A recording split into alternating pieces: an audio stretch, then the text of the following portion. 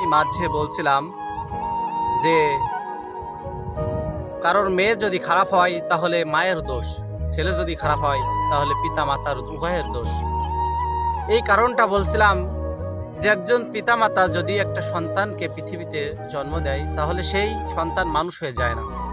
একটা গরুর পেটেতে গরুর বাছুর হলে গরু হয়ে যায়, ছাগলের পেটেতে ছাগলের বাচ্চা হলে ছাগল হয়ে যায়, মুরগির ডিমের থেকে মুরগির বাচ্চা বের হলে সেটা মুরগি হয়ে যায়।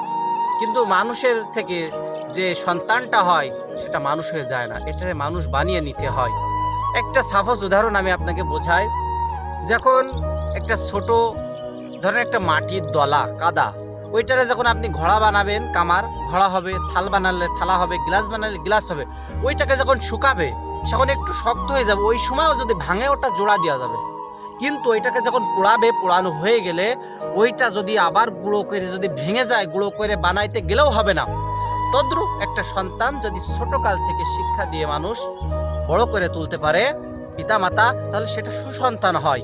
তাছাড়া পিতামাতার যদি অবহেলা থাকে তাহলে সেটা কোনোদিন সুসন্তান হইতে পারে না।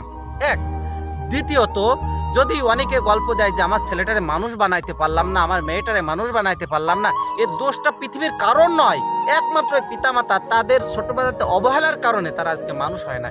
কারণ তারা নিজেরা কোরআনের আইন মানে নাই, কোরআনের শিক্ষা মানে নাই, নবীর সুন্নাত মানে নাই, তার সন্তানটাকেও শিখায় নাই। এজন্য সন্তান বড় হয়ে পিতামাতাকে মারধর করে। আমি সমস্ত মানুষকে এটা বোঝানোর জন্য আমি একটা বললাম।